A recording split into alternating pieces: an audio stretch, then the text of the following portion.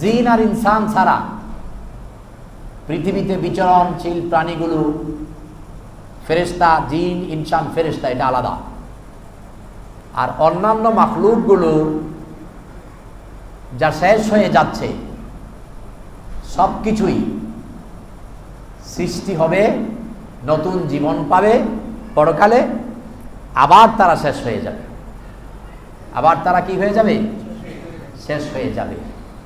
ওদের এই অবস্থাটা দেখে একদল মানুষ বলবে, ওয়ায়াকুলুল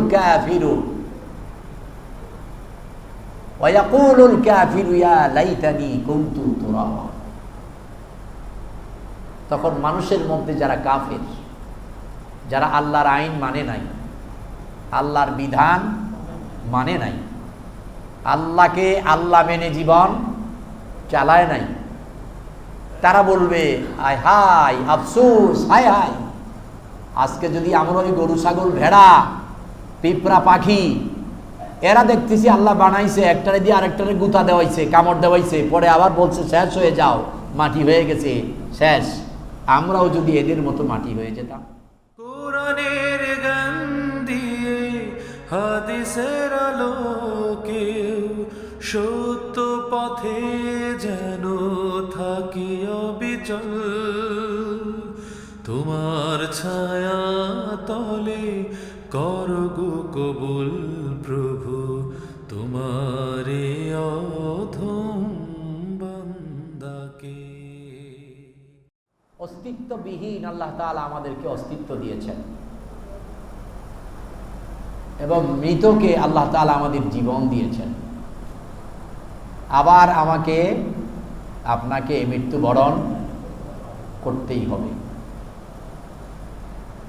কিন্তু এমনটি নয় যে মরে গেলাম তো বেঁচে গেলাম, মরে গেলাম তো শেষ হয়ে গেলাম, মরে গেলাম তো নিঃশেষ হয়ে গেলাম। বিষয়টি এমন নয়।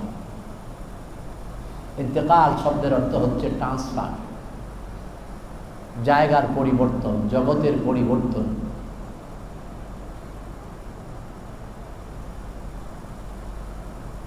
আমরা জাস্ট স্থান পরিবর্তন করছি, স্থানান্তরিত হচ্ছি, ট্রান্সফার হচ্ছি।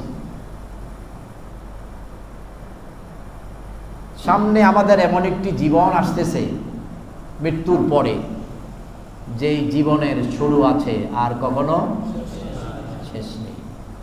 মৃত্যু বলতে আর কোনো কথা নেই, যেই জীবনের কাল নেই। এখন আমাদের সামনে কাল কয়টা? তিনটা, বর্তমান, অতীত, বর্তমান, ভবিষ্যৎ। মূলত অতীত হচ্ছে হারিয়ে ফেলার বস্তু, ভবিষ্যৎকে ধরা ছোঁয়া যায় না। মূলত বর্তমানটাই আপনার আমার কাছে, যা ভবিষ্যৎ তা আপনার আমার ধরা ছোঁয়ার বাহিরে। এটা যখন বর্তমান হয়ে আসে তখনই আপনার আমার নাগালের ভেতরে। আর বর্তমানটাকেই আমরা অতিবাহিত করছি, যেটা পেছনে ফেলছি সেটা কি অতীত হয়ে যাচ্ছে। তো মৃত্যুর পরে আপনার আমার আর কোনো কাল নেই, আর কোনো বয়স নেই, যার মধ্যভাগ, প্রথম ভাগ, শেষ ভাগ বলতে কোনো কথা নেই। কারণ সীমা থাকলে না আপনি ভাগ করবেন, সীমাহীন বস্তুকে কখনো ভাগ করা যায় না।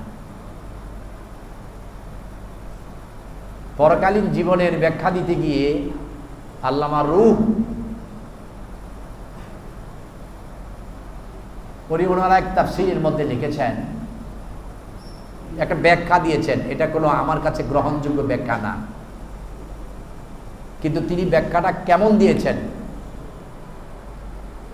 প্রথম আসমান থেকে দ্বিতীয় আসমানের দূরত্ব 70,000 গুণ বেশি, একটা থেকে আরেকটা এরপরে বেশি হতেই থাকে।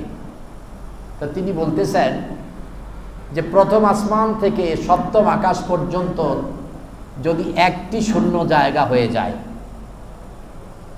আর একটি পাখি একটি একটি করে একটি সরিষা নিয়ে আসে, কয়টি? একটি। 70,000 বছর পরে আরেকটি সরিষা এনে রাখে, সরিষার দানা। এই 70,000 বছর পর পর একটি করে সরিষা রাখলে প্রথম আসমান থেকে সপ্তম আকাশ পর্যন্ত শূন্য জায়গাটি সরিষায় ভরে যাবে, কিন্তু পরকালের 70,000 ভাগের 1 ভাগ সময় শেষ হবে না। তো এই ব্যাখ্যাটিও আমার কাছে গ্রহণযোগ্য না। তার কারণ সীমা যার নেই তা কখনো মাপা যায় না। যেমন আমরা সসীম, আল্লাহ অসীম। এখন আপনাকে যদি কেউ প্রশ্ন করে কাম আকবার আল্লাহ, আল্লাহ কত বড়, এই প্রশ্নের জবাব আপনার আমার কাছে আছে? আমরা একটাই বলবো, আল্লাহু আকবার কবীরা। বলেন আল্লাহু আকবার কবীরা। তিনি মহান, তিনি বড়, এত বড় যা আমার আপনার চিন্তা শক্তি বাহিরে, বর্ণনার জ্ঞানের বাহিরে, ধারণার বাহিরে। এই জন্য কাইফাল্লাহ, আল্লাহ কেমন? আল্লাহ বলেন, বলে দাও লাইসা কামিসলিহি শাইউন। তোমাদের ধ্যান ধারণা, সাদৃশ্য বস্তু, চিন্তা শক্তি, কল্পনার কোনো কিছুর মতোই এর ঊর্ধ্বে। তাহলে আপনার বিবেকের কাছে প্রশ্ন আসতে পারে, তিনি কেমন? তার জন্যে যেমনটি সাজে, সহজ জবাব, তার জন্যে যেমনটি সাজে তিনি তেমন। কিন্তু আপনার আমার চিন্তা শক্তির বাইরে, আপনার আমার দৃষ্টি শক্তির, কল্পনার, জ্ঞান বোধ শক্তির বাইরে। পরকালের জীবন যার শুরু আছে, শেষ বলতে কোনো কথা নেই। কোনো মানুষ মৃত্যুর পরে যখন জীবন পাবে, এই জীবন আর কখনো শেষ হবে না। এই জীবন আর কখনো শেষ হবে না। জিন আর ইনসান ছাড়া পৃথিবীতে বিচরণশীল প্রাণীগুলো, ফেরেশতা, জিন, ইনসান, ফেরেশতা, এটা আলাদা। আর অন্যান্য মাখলুকগুলো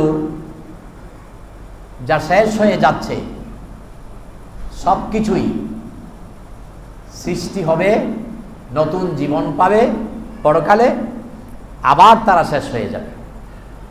আবার তারা কি হয়ে যাবে? শেষ হয়ে যাবে। ওদের এই অবস্থাটা দেখে একদল মানুষ বলবে, ওয়ায়াকুলুল কাফিরু ওয়ায়াকুলুল কাফিরু ইয়া লাইতানি কুনতু তুরাবা।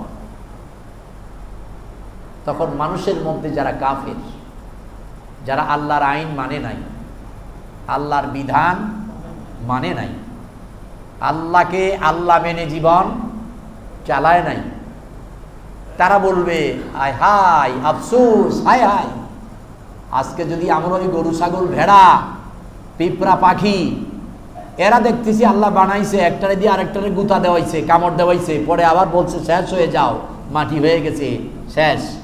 আমরাও যদি এদের মতো মাটি হয়ে যেতাম, আমরাও যদি এদের মতো মাটি হয়ে যেতাম, এই কথাটা কেন বলবে?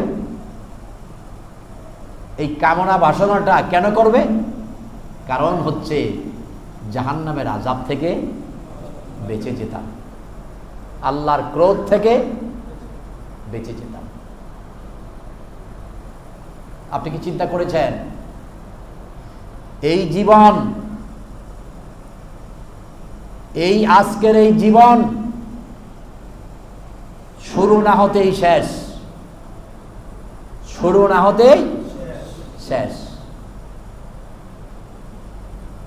অথচ এই জীবনের জন্যে কত চিন্তা, চেতনা, চেষ্টা, প্রচেষ্টা, লড়াই, শ্রম,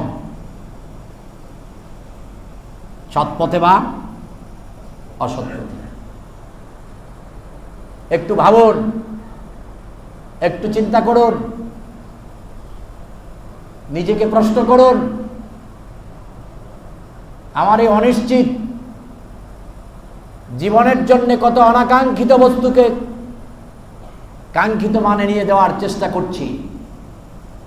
এই অনিশ্চিত ক্ষুদ্র জীবনটির জন্য কত পরিশ্রম, কত চিন্তা চেতনা, কত লড়াই, কত সময় ব্যয় করছি।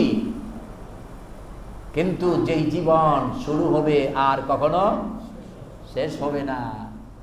ওই জীবনটার জন্য কি করছেন?